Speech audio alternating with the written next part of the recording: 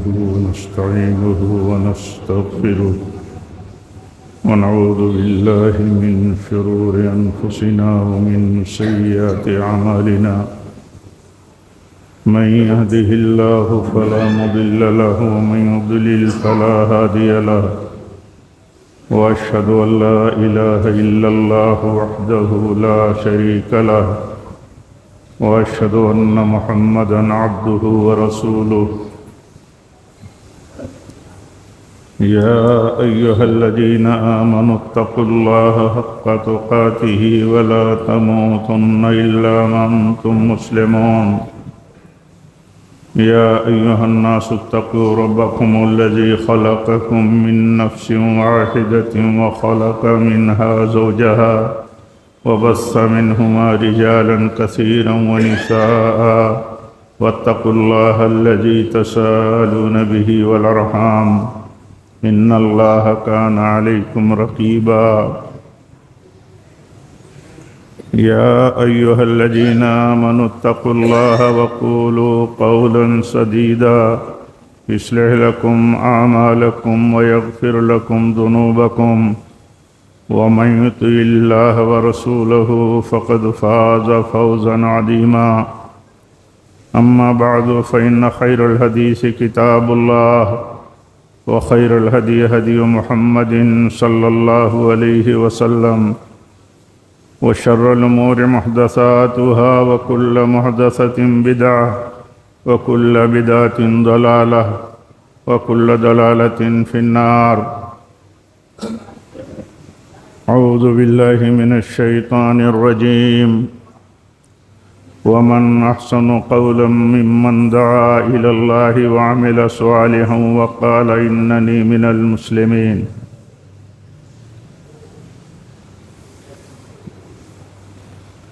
معزز حاضرین جمعہ، دینی بھائیوں، اسلامی ماں اور بہنوں،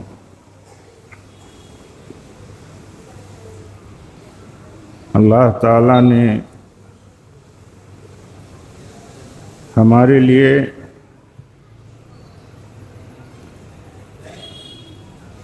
ایک بنیادی مسئلہ یہ طے کر کے رکھا ہے، ہمارے لیے طے کیا ہے کہ ہم اپنی پہچان کے ساتھ رہیں۔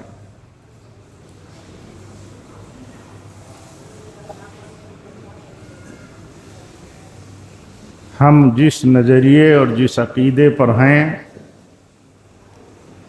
اس نظریے اور عقیدے کے ساتھ ہم جانے جائیں، پہچانے جائیں،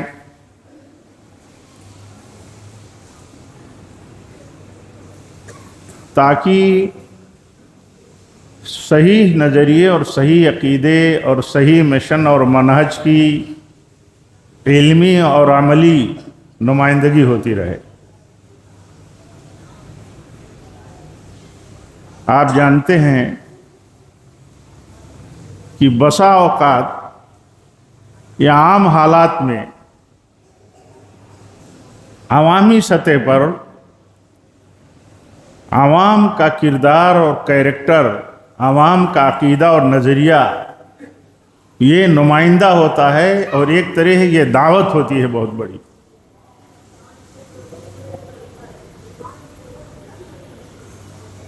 بحیثیت مسلمان، بحیثیت اللہ کے فرما بردار، بحیثیت اللہ کا بندہ، اللہ کی عبادت کے رنگ میں رہنے والا، جب جانا پہچانا جاتا ہے اپنے معاشرے میں، اپنے نیٹ ورک میں، اپنی بستی میں، اپنے وطن میں، تو وہ ایک میسج بنا رہتا ہے کہ یہ کہیں نہ کہیں ان کی کوئی نسبت ہے، اور وہ نسبت اتنی عظیم ہے، اتنی عظیمت کی ہے کہ وہ اس پر ڈٹے ہیں اور اسی رنگ میں رہتے ہیں۔ دیکھیے اللہ تعالیٰ نے فرمایا وَمَنْ أَحْسَنُ قَوْلًا مِّمَّنْ دَعَا إِلَى اللَّهِ وَعَمِلَ صَالِحًا وَقَالَ إِنَّنِي مِنَ الْمُسْلِمِينَ۔ اس سے بہتر کس کی بات ہو سکتی ہے جو اللہ کی طرف بلاتا ہو؟ اللہ تعالیٰ کی طرف بلانے میں ہمارے کردار سے بھی دعوت ہوتی ہے، اور بہت بڑی دعوت ہے۔ اس کی بہت ساری مثالیں آپ سنتے رہتے ہیں کہ کس طرح قول و کردار کی دعوت نے بنیادیں اسلام میں مضبوط کی تھیں۔ آپ بتائیے، نبی صلی اللہ علیہ وسلم نے جب حضرت ابوبکر رضی اللہ تعالیٰ عنہ اپنے دوست کو دعوت دی اسلام کی، تو ان کے سامنے ظاہر سی بات ہے کہ ان کے سامنے کردار اور کیریکٹر ہی تھا۔ آپ سوچئے کہ کیا تھا ان کے سامنے؟ جب نبی صلی اللہ علیہ وسلم نبوت کی ذمہ داری لے کر کے آئے اور پیش کی دعوت اور اپنی نبوت کی ذمہ داری بتائی کہ مجھے اللہ نے نبی بنایا ہے، تو حضرت ابوبکر رضی اللہ تعالیٰ عنہ نے آپ کی دعوت اور آپ کی نبوت کو قبول کر لیا، اور یہ کہہ کے یہ کلیئر کیا سماج میں کہ جس شخص کو میں نے اپنی پوری عمر تک 40 سالوں تک جسے کبھی جھوٹ بولتے نہیں دیکھا، تو کیسے یہ مانے کہ وہ اللہ پر جھوٹ بولے گا؟ وہ شخص اللہ پر جھوٹ بولے گا، ہم یہ کیسے مان سکتے ہیں؟ تو یہ دعوت ہے کردار کی۔ اللہ تعالیٰ فرماتا ہے کہ ان سے بہتر کس کی بات ہو سکتی ہے؟ اللہ کی طرف بلانے والے سے بہتر، اللہ کی توحید کی طرف بلانے والے سے بہتر۔ اور اسی طرح بلاتا ہے تو وہ کیریکٹر والا بھی ہے، ایسا نہیں کہ دعوت ہے، نسبت ہے اللہ کی طرف، توحید کی طرف، ہاں تو اس کا کردار صحیح نہیں ہے، وہ کیریکٹر میں صحیح نہیں ہے۔ تو کیریکٹر میں صحیح نہیں ہے تو یہ تو بہت بڑا خطرہ، بلکہ بہت غلط میسج بن جاتا ہے۔ بات آدمی اللہ کی کرے، بات نسبت آدمی اللہ کی طرف کرے، نسبت نبی صلی اللہ علیہ وسلم اور آپ کے طریقے اور آپ کے مسلک کی طرف کرے، اور کیریکٹر کمزور ہو، اخلاق کمزور ہو، معاملات کمزور ہوں، بنیاد کمزور ہو آدمی کی، اعتبار اس کا نہ ہو، تو اللہ تعالیٰ نے فرمایا کہ اللہ کی طرف بلانے والا اللہ کی طرف بلاتا ہے تو جس بات کا دعوے دار ہے، جس بات کی دعوت دیتا ہے، اس پر قائم رہتا ہے، اپنے قول کے ساتھ کردار میں بھی، یعنی قول و کردار میں قائم رہتا ہے اپنے موقف پر، اور بتاتا ہے لوگوں کو، بتاتا ہے لوگوں کی میں فرمانبردار ہوں، بتاتا ہے اپنے قول و عمل سے، بتاتا ہے کہ میں اللہ کی توحید کا پابند ہوں، اسی کے رنگ میں رہتا ہوں۔ اور اسی طرح نبی صلی اللہ علیہ وسلم کی طرف جب ہماری نسبت ہے، آپ کا ہم کلمہ پڑھتے ہیں تو ہم نبی صلی اللہ علیہ وسلم کے مسلک اور طریقے سے ہٹتے نہیں، ہم ہٹ نہیں سکتے، اس لیے کہ ہم اللہ تعالیٰ کی توحید اور نبی صلی اللہ علیہ وسلم کی سنت اور اسوہ کی جس طرح ہم دعوت دیتے ہیں، دعوے دار ہیں، تو ہم اس پر کاربند بھی ہیں۔ یہ پیمانہ ہے میرے بھائیو ہمارا، اسی لیے بنیادی طور پر یہ تقاضا ہے ہم سے، ہر گھڑی، ہر وقت اور ہر موقع کے لیے کہ ہم جہاں بھی رہیں، جس جگہ رہیں، جس طرح کے ماحول میں رہیں، ہماری بنیاد توحید کی، ہمارا کردار توحید کے تقاضے کے مطابق، اور ہم سماج کے اندر جانے پہچانے جائیں۔ کبھی بھی سچے لوگ اپنی پہچان چھپا نہیں سکتے،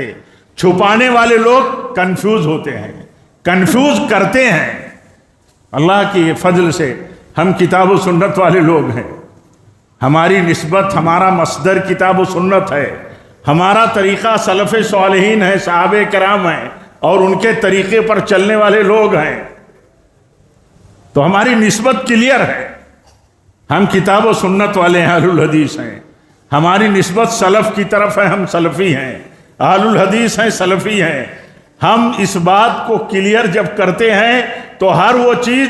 کٹ جاتی ہے جو کتاب و سنت میں نہ ہو اور سلف صالحین کی زندگی اور ان کے طریقے میں نہ ہو۔ کچھ نہیں بتانے کی ضرورت ہے، اتنا کلیئر موقف ہے، اتنا کلیئر اسٹینڈ ہے، کنسپٹ ہے۔ یہ بات بتانے کے بعد کچھ بچتا نہیں ہے۔ قرآن و حدیث میں کہیں حکم نہیں ہے، کہیں تعلیم نہیں ہے نبی صلی اللہ علیہ وسلم کی پیدائش پر عید اور جشن منانے کی۔ سلف صالحین اس کے بعد ہمارا منہج ہے، ہم سلفی ہیں۔ صحابہ کرام نے نہیں بنایا ہے۔ امت کا وہ طبقہ جو صحابہ کرام کو معیار حق مانتا ہے، اہل سنت پوری نسبت ان کے تعلق سے یہی رکھتے ہیں۔ یہ بھی ایک اللہ کا فضل ہے کہ صحابہ کرام کے سلسلے میں کوئی اختلاف نہیں، کوئی دو رائے نہیں ان کی عظمت اور ان کے طریقے کی پیروی میں۔ تو پھر یہ بات کافی ہو جاتی ہے، بہت بات کرنے کی ضرورت نہیں ہے کہ صحابہ کرام جو نثار رہا کرتے تھے، فدا رہا کرتے تھے نبی اکرم صلی اللہ علیہ وسلم کی ایک ایک حکم، ایک ایک ادا اور ایک ایک طریقے کی پیروی میں اور آپ کی محبت میں، اگر انہوں نے آپ کی پیدائش پر جشن نہیں منایا تو صحابہ کرام کے طریقے اور ان کے منہج پر چلنے والوں کے لیے گنجائش قطعاً نہیں بچتی ہے کہ وہ میلاد النبی کی عید اور اس کا جشن منا سکتے ہیں۔ موقف کلیئر ہوتا ہے، اصل چیز موقف ہے، اصل چیز دعوے کے ساتھ عمل ہے۔ یہ دعوت ہوتی ہے، یہ دعوت ہوتی ہے۔ ہم اپنی دعوت اور پہچان میں اسی نسبت کے ساتھ زندہ ہیں اور زندہ رہنا چاہیے۔ ہماری دعوت ہے اللہ کی طرف، ہم بلاتے ہیں لوگوں کو اللہ کی طرف، ہم بلاتے ہیں نبی صلی اللہ علیہ وسلم کے طریقے کی طرف، ہم بلاتے ہیں سلف صالحین اور صحابہ کے طریقے کی طرف۔ اور جب ہم یہ بلاتے ہیں تو جب بھی کوئی مسئلہ اس طرح کا آتا ہے تو ایک طرح سے کلیئر ہوتا ہے کہ یہ کتاب و سنت اور صحابہ کے طریقے پر چلنے والے لوگ ہیں اور یہی اصل حجت ہیں اور انہی کے طریقے پر چلنے کا حکم دیا گیا ہے۔ وَمَن يُشَاقِقِ الرَّسُولَ مِن بَعْدِ مَا تَبَيَّنَ لَهُ الْهُدَىٰ وَيَتَّبِعْ غَيْرَ سَبِيلِ الْمُؤْمِنِينَ نُوَلِّهِ مَا تَوَلَّىٰ۔ رسول کی جس نے مخالفت کی، جنہوں نے رسول کی مخالفت کی اور صحابہ کرام کے طریقے کی مخالفت کی، رسول کی مخالفت ہے، رسول کی مخالفت ہے، صحابہ کرام کی طریقے کی مخالفت ہے۔ آپ کی مخالفت اس طرح ہے، اس اصول کی بنیاد پر کہ آپ نے فرمایا کہ جس نے کوئی بھی عمل کیا نیکی اور دین سمجھ کر کے، جس کا میں نے حکم نہیں دیا، جس پر میں نے عمل نہیں کیا تو وہ باطل اور مردود ہے۔ یہ نبی صلی اللہ علیہ وسلم کا ایک اصولی اور ایک بنیادی طریقہ ہے جو آپ نے ہمیں دے دیا ہے، پوری امت کو دے دیا۔ آپ نے اپنی مبارک زندگی میں اپنے تئیں بہت ساری باتیں بتائی، بہت سارے سعادت کے طریقے بتائے نبی صلی اللہ علیہ وسلم نے اپنے تئیں، اور وہ سب تفصیل ہے۔ آپ نے اپنے تئیں بیان فرمایا کہ میں سوموار کو پیدا ہوا، مجھے سوموار کو پیدا کیا گیا، اللہ نے سوموار کو مجھے پیدا کیا۔ سوموار کو روزہ رکھتے تھے آپ نے اپنی پیدائش کے تعلق سے، اپنی بعثت کے تعلق سے جو بات بیان کی، بہت ساری چیزیں ہیں آپ کی خصوصیات میں جو آپ نے بیان فرمائی ہیں، لیکن جس کا ذکر آپ نے نہیں کیا، جس کا حکم آپ نے نہیں دیا، جس پر عمل آپ نے نہیں کیا، پھر اسے دین سمجھ کر کے، کار ثواب سمجھ کر کے اگر کیا جائے، اور پھر صحابہ کرام نے بھی نہیں کیا، صحابہ کرام نے بھی نہیں کیا۔ صحابہ کرام آپ سے محبت کتنی کرتے تھے، آپ کے طریقے کی پیروی کتنی کرتے تھے، ایک آپ کی زندگی کے تعلق سے ان کا جو طریقہ تھا وہ کیسے بیان کیا جائے۔ اتنی محبت کرتے تھے۔ حضرت انس بن مالک بیان کرتے ہیں کہ ہم سب سے زیادہ محبت آپ سے کرتے تھے، لیکن آپ اس بات کو پسند نہیں کرتے تھے کہ آپ جب مجلس میں ہمارے آئیں تو ہم آپ کے لیے کھڑے ہو جائیں، قیام کریں۔ آپ پسند نہیں کرتے تھے، آپ نہیں پسند کرتے تھے تو ہم کھڑے نہیں ہوتے تھے آپ جب ہماری مجلس میں آتے تھے۔ اتنی محبت کے بعد، محبت کے لیے کہا جاتا ہے، لوگ کہتے رہتے ہیں، کیا کہتے رہتے ہیں؟ اللہ تعالیٰ سب کا حساب کرنے والا، سارے جھگڑوں کا حساب کرنے والا ہے، اور اس کے لیے ایک دن اللہ نے مقرر کر کے رکھا ہے۔ ہمارا آپ کا کام ہے دعوت پہنچانا، اس دعوت پر کاربند رہنا اور پوری شناخت اور پہچان اور امتیاز کے ساتھ رہنا. اور یہ اسی وقت قائم رہ سکتا ہے جب ہم وصول سمجھنے والے ہوں، وصولی زندگی جینے والے ہوں، اور وصول والوں کے ساتھ کاربند رہنے والے ہوں. آپ مالیگاؤں شہر میں ہیں، بڑی تعداد میں یہاں علماء ہیں، جماعت کا اتنا بڑا ادارہ ہے جامعہ محمدیہ، وہاں بھی بہت سارے علماء ہیں، کبار معتبر علماء ہیں. علماء کے ساتھ وابستہ رہ کر کے اپنے ایمان اور عقیدے اور نظریہ اور شناخت کے تناور درخت کو ہمیشہ سیراب کیے رہنا، کرتے رہنا، یہ بنیادی مسئلہ ہے. اگر اس سے ہم وابستہ رہیں گے تو انحراف نہیں آئے گا، پہچان قائم رکھنے میں ہم کمزور نہیں پڑیں گے. اور اگر ذرا بھی ہٹے تو خطرے میں پڑ جائیں گے. اس لیے ایک موقف ہمارا ہونا چاہیے. وہ موقف یہ کہ ہم کتاب و سنت والے ہیں، کتاب و سنت والے ہیں، صحابہ کے طریقے پر چلنے والے ہیں، سلف کے طریقے کے اوپر چلنے والے ہیں. جب بھی ہمارے سامنے سلف کے طریقے کے خلاف جس کا انہوں نے رد کیا ہو، جس کو انہوں نے قبول نہ کیا ہو، جس کے تقاضے رہے ہوں انہوں نے اپنایا نہ ہو، ہم اسے قبول نہیں کر سکتے. کوئی خیر کی چیز اللہ تعالیٰ نے اپنے نبیوں کے واسطے سے امت کو، ان کی امتوں کو بتانے کے لیے چھوڑا ہی نہیں، کوئی خیر. اور جب بھی کوئی خیر کا دعوے دار ہو تو اس کے اوپر دلیل دینا ضروری ہے، کوئی بھی دعوے دار ہو. اس لیے ہمیں اپنی شناخت کے ساتھ، پہچان کے ساتھ، اپنی نسبت کے ساتھ ہمیں رہنا ہے. لوگوں کو یہ چیز قبول نہیں ہے، لوگوں کو یہ چیز قبول نہیں ہے. اس لیے قبول نہیں ہے کہ ہماری پہچان، ہمارا دعویٰ، ہماری دعوت، آپ یہ سمجھتے ہیں کہ یہ مثبت نہیں ہے، یہ دعوت نہیں مثبت ہے، پازیٹیو نہیں ہے، تو ہے کون سی دعوت پازیٹیو؟ توحید کی طرف بلانا، شرک کا رد کرنا، سنت کی طرف بلانا، بدعت کا رد کرنا، سلف کی طرف بلانا، سلف کے مخالفین کے طریقے کا رد کرنا. یہی تو دعوت ہے، یہی تو دعوت ہے، یہی دعوت ہے. اس دعوت کے ساتھ اگر وابستہ رہیں گے تو پہچان کے ساتھ رہیں گے. اور یہ چیز دیکھیے، یہ چیز جب ملتی ہے بندے کو، کسی کو حاصل ہو جاتی ہے، ہر آدمی دیکھے تو اس کو لذت ملتی ہے، اس کو سکون ملتا ہے، اطمینان ملتا ہے. اپنے منہج اور اپنے عقیدت پر رہتے ہوئے، عقیدے اور نظریے پر اس کو اتنی مضبوطی اور اتنا سکون اور اتنی لذت محسوس کرتا ہے کہ اس کے سوا کی چیزیں اس کو کڑوی اور کڑواہٹ کی ہوتی ہیں، بے چینی کی ہوتی ہیں. ایک توحید پرست موحد، اس کو شرک بے چین کر دے گی. ایک سنت کا پابند متبع سنت، اس کو بدعت بے چین کر دے گی. ایک سلف کے طریقے کے جاننے والے کو سلف کے خلاف کا طریقہ بے چین کر دے گا، یہ بے چین کر دے گا. کیونکہ وہ اتنا مطمئن ہے، اتنا اس کو سکون ہے کہ اس کی سکون میں بے سکونی پیدا کرنے والی یہ چیزیں ہیں، بے چین ہو جاتے ہیں. کیسے کہا سلف نے کہ نبی صلی اللہ علیہ وسلم کی بات آ جائے اور نبی صلی اللہ علیہ وسلم کی بات کے خلاف اگر کوئی ابو بکر عمر رضی اللہ عنہما کے قول کا اور ان کی بات کا حوالہ دے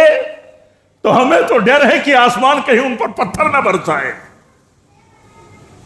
یعنی اتنی بے چینی ہو جاتی تھی، اتنا دکھی ہو جاتے تھے کہ ایسے لوگ بھی ہو سکتے ہیں، ایسے لوگ بھی ہو سکتے ہیں کہ نبی صلی اللہ علیہ وسلم کی بات آ جائے اور وہ بات کاٹنے والی ہو. کس کی طرف سے وہ بات کٹتی ہو؟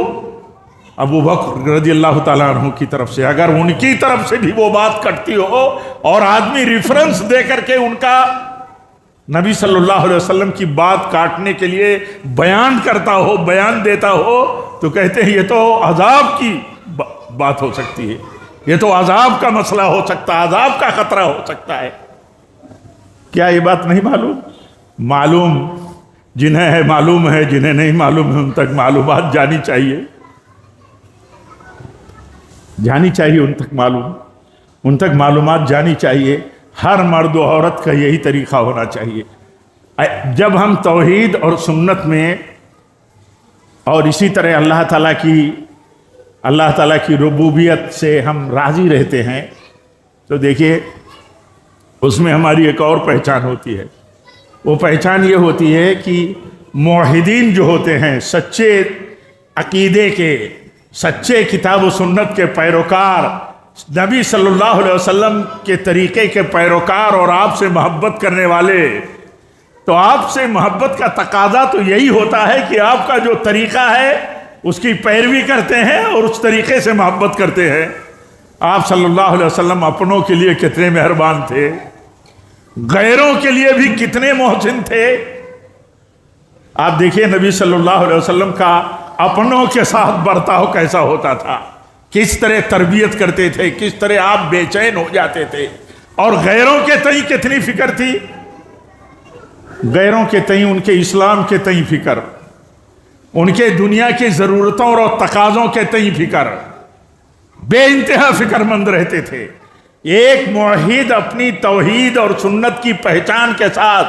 ایک اہل حدیث اور سلفی اپنے عقیدے اور اپنے مسلک اور سیکٹ کی پہچان کے ساتھ اپنے معاشرے میں سب سے بڑا محسن ہوتا ہے، سب سے بڑا محسن۔ اسے یہ گوارا نہیں ہو سکتا کہ اس کا پڑوسی اس کے نیٹ ورک میں رہنے والا کمزور، پریشان حال بیمار اور کسی طرح مشکل میں پھنسا ہوا، اسے چین سے نہیں رہنے دے گا، کیونکہ وہ تو محسن اعظم کا امتی ہے۔ اور آپ صلی اللہ علیہ وسلم نے جب تربیت کی تھی اپنے صحابہ کی تو کیسے کی تھی؟ کسی صحابی رسول کے ہاں بکری ذبح کی جاتی ہے تو کہتے ہیں کہ سب سے پہلے پڑوسی کو دے دو، گوشت سب سے پہلے پڑوسی کو پہنچاؤ۔ تو بتایا جاتا ہے کہ پڑوسی تو یہودی ہے، تو کہا وہ پڑوسی ہے، وہی سب سے پہلا حقدار ہے۔ ایک توحید، ایک سچے توحید، ایک سچا بندہ توحید پر کاربند، اپنے معاشرے اور اپنی کمیونٹی کے سے باہر، معاشرے کے لیے کمیونٹی نہیں، جو جتنے حقدار ہیں ان کے تئیں اس کا موقف کیا ہوتا ہے؟ اس کا موقف ہوتا ہے رحمت کا، احسان کا، ہمدردی کا، تعاون کا، ان کے ساتھ ہر طرح کی خیر خواہی کا۔ سب سے بڑی خیر خواہی یہ ہے کہ کوئی ایمان لے آتا، ایمان لانے کے لیے کوئی زور، کوئی جبر، کوئی لالچ غلط قسم کی بالکل صحیح نہیں ہے، لیکن یہ کہ اس کی ہمدردی، اس کا اعتماد۔ ایک مسلمان اپنے معاشرے میں اپنوں کا ہی نہیں دل جیتتا، اپنوں کا ہی اعتماد اور بھروسہ نہیں حاصل کرتا، غیروں کے ساتھ بھی اس کا تعلق، رشتہ اور اتنا دلی اعتماد ہوتا ہے کہ آپ دیکھیے نبی صلی اللہ علیہ وسلم جب ہجرت پر نکلے، آپ کے ساتھ حضرت ابوبکر ہیں۔ آپ بتائیے، خطرناک موڑ پر خطرناک موقف ہے اور راستہ بتانے کے لیے ایک ایسے شخص کو اجرت پر رکھا جو غیر مسلم تھا۔ اتنا کانفیڈنس تھا آپ کو، اتنا معتبر تھا آپ کے نزدیک وہ شخص، ہاں کہ وہ کبھی بھی دھوکہ نہیں دے سکتا تھا۔ تو معاشرے میں ہماری پہچان، ہم اپنے وطن عزیز میں رہتے ہیں، کہیں بڑی تعداد میں ہو یا کہیں چھوٹی تعداد میں ہو، سوال اس کا نہیں ہے۔ سوال یہ ہے کہ ہم اپنی پہچان، اپنے عقیدے اور اپنے مسلکی تشخص اور سلفیت کے ساتھ ہماری معاشرتی اور اپنی سماجی زندگی میں بھی پہچان ایسے ہی قائم ہونی چاہیے۔ ہم اپنے شہر میں ہیں، اگر اس نسبت سے پہچانے جاتے ہیں کہ ہم اہل الحدیث ہیں، الحمدللہ، یہ ہمارے لیے فخر کی بات ہے کہ ہماری نسبت اللہ کے کتاب کی طرف، ہماری نسبت نبی صلی اللہ علیہ وسلم کی سنت کی طرف، ہماری نسبت آپ کی تیار کی ہوئی مقدس جماعت صحابہ کی طرف کہ ہم سلفی ہے، یہ ہماری نسبت ہے، ہماری پہچان ہے۔ تو ہمارے معاشرے میں بھی ایسے پہچان ہونی چاہیے کہ ہمارے اپنے ہم سے جتنے قریب ہیں یا ادر کمیونٹیز کو لوگ نان مسلم ہم سے جتنے قریب ہیں وہ ہماری تعلق سے یہی پہچان رکھیں، یہ اس نبی کی امتی ہیں جسے اللہ تعالیٰ نے سارے جہانوں کے لیے رحمت بنا کر کے بھیجا تھا۔ رحمت ہی رحمت ہے، یہ معنی اس کا نہیں ہے کہ آپ رحمت ہی رحمت بن کر کے رہنے کی اور برتاؤ میں کوشش کریں گے تو لوگ آپ سے راضی بھی رہیں گے۔ ہمارا ٹارگیٹ وہ نہیں ہے، ہمارا ٹارگیٹ یہ نہیں ہے کہ ہم ان کے ساتھ اچھا برتاؤ کریں تو ہم سے راضی ہو جائے۔ کفر و ایمان کا مسئلہ اتنا نازک مسئلہ ہے، اتنا نازک مسئلہ ہے کہ آدمی لالچ نہ کرے تو اسے توفیق ہدایت نہیں ملے گی۔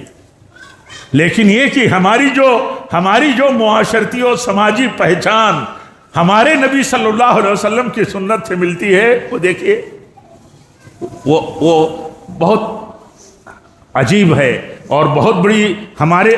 بڑی ہمارے لیے اپیل ہے، بہت بڑی اپیل ہے آپ کی وہ سنت اور آپ کے وہ طریقے جو اپنوں کے ساتھ تھے اور غیر مسلموں کے ساتھ تھے۔ اور ہم جس معاشرے میں رہتے ہیں، اس معاشرے میں دیکھیے کتنے تقاضے ہیں، سیاسی تقاضے ہیں، سماجی تقاضے ہیں، کاروباری تقاضے ہیں، بہت سارے تقاضے ہیں ہمارے معاشرے میں۔ ان سارے تقاضوں کے ساتھ ہمیں رہنے کے لیے یہ ضروری ہے کہ ہم سب سے کے ساتھ مل جل کر کے رہیں، تال میل ہمارا رہے۔ لیکن اس تال میل میں کبھی عقیدے کے ساتھ سمجھوتا نہیں ہو سکتا، کبھی توحید پر چوٹ نہیں پہنچائی جا سکتی، کبھی مسلک پر انگلی اٹھانے کی نوبت آ جائے تو یہ چیز نہیں ہو سکتی۔ کیوں؟ وہ شناخت ہے جس شناخت کی بنیاد پر ہماری نجات کا دار و مدار ہے، ہماری نجات کا دار و مدار ہے۔ اور دنیا کے جو مسائل ہیں، یہ دنیا میں پھیلے ہوئے مسائل اور تقاضوں میں شریعت نے ہمارے لیے اوپن رکھا ہے مسئلہ۔ یہود مغضوب علیہ ہیں، یہ بہت بڑے دشمن ہیں، لیکن یہ عقیدے کی دشمنی، ایمان کی دشمنی، منہج اور طریقے کی دشمنی یہ انہیں برداشت نہیں ہے۔ لیکن ان کے ساتھ اس دشمنی کا تقاضا کیا ہے کہ ان کے ساتھ معاملات نہیں کیا جا سکتا۔ نبی صلی اللہ علیہ وسلم کی وفات ہوئی اور آپ یہ کہ یہودی کہ یہاں سے جو آپ لیے تھے بطور قرض، اپنی زرہ جو ہے رہن رکھ کر کے آپ کی وفات ہو گئی اور آپ مقروض تھے اور وہ قرض یہودی کا تھا۔ یہ ضرورت ہے، یہ تقاضے ہیں معاشرے کے کاروباری تقاضے، لین دین کے تقاضے، اسی طرح سیاسی تقاضے، یہ سارے تقاضے ہمیں اس بات کے لیے آمادہ کرتے ہیں کہ ہم ان تقاضوں کو پورا کریں، ان کی اپنی مصلحتیں اور معاشرے اور سماج کی مصلحتیں دیکھ کر کے ہم چلیں۔ دیکھیے ملک کے لوگ، آپ آج ابھی دیکھیے ملک کا آزادی کے جشن میں خوشی کے ماحول میں ابھی 15 اگست منایا ہے ملک نے۔ دیکھیے آزادی کے ایک بطلے جلیل تھے امام الہند مولانا ابوالکلام آزاد رحمۃ اللہ علیہ، کیا کہ ایک موقع پر کیا کہا تھا انہوں نے کہ ہندو مسلم بٹوارے کے ساتھ اگر آزادی ہمیں دی جائے تو ہمیں قبول نہیں ہے ہمیں۔ ہندو الگ ہو جائیں، مسلم الگ ہو جائیں، ایسا بٹوارا طے کر دیا جائے اور اس کے بعد